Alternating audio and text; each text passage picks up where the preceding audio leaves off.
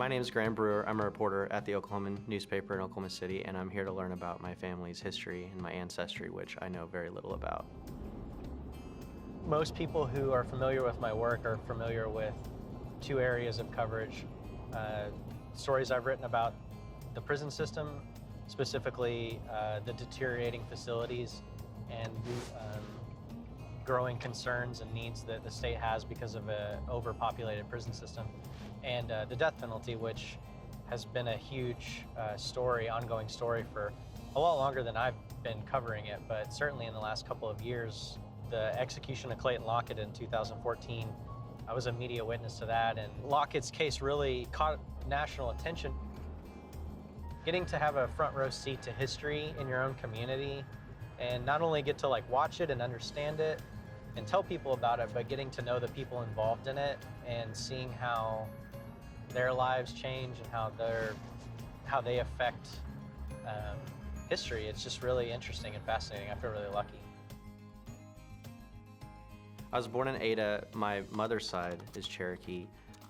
Her great-grandmother was our last relative who spoke Cherokee, but she kind of took the stance that that part of our tradition and our history was essentially dead, and so she didn't really pass down any of those traditions or stories or much at all. I really don't have even hardly any photographs of those times, so I'm really eager to learn more about where I come from.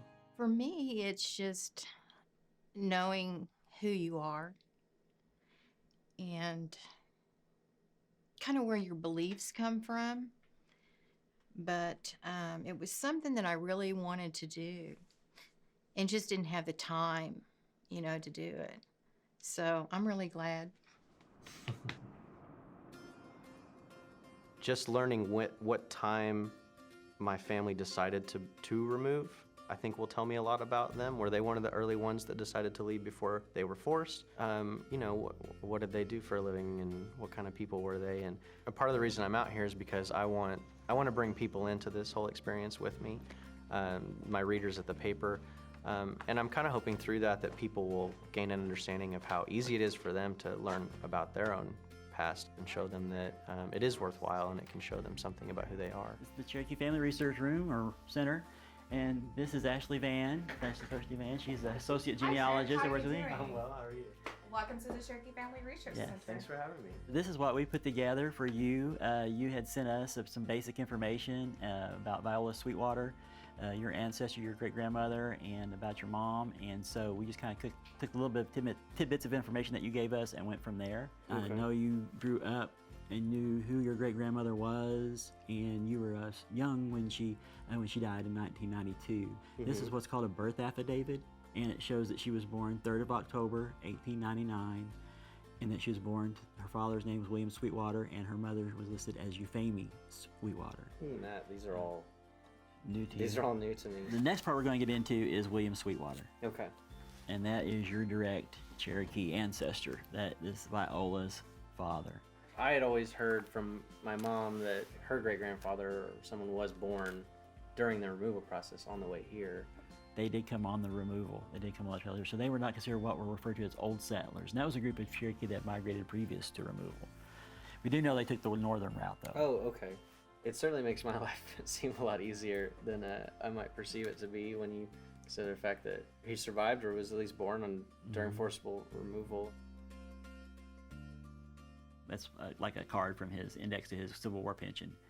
Listed in he's age 20 in 1861. He deserted at one point? At one point. Okay. Well, see, they started out with the Confederate Company, the 2nd Mounted Rifles, which were under Stan Wadey. You see right here it says, rejoined after deserted, which he's referring to deserting that Confederate Company. I had no idea that anyone in my family had served in the Civil War. I guess I never really considered that would be the case. Yeah, it's a lot to soak in. Yeah, no. What was William doing for a living back then? According to the censuses, he was farming. Okay. I mean, this is where the Dawes testimony comes in.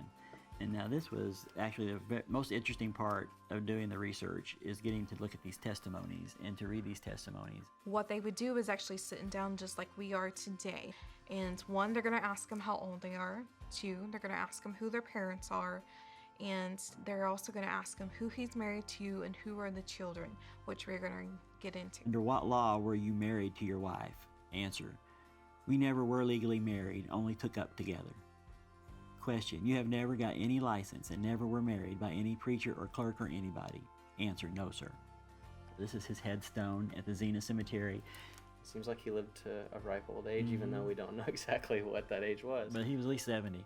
This has all been super fascinating. I'm sure I'm going to have a lot more questions once I actually go through all of it. Right. Well, you know how to get a hold of us. Yeah.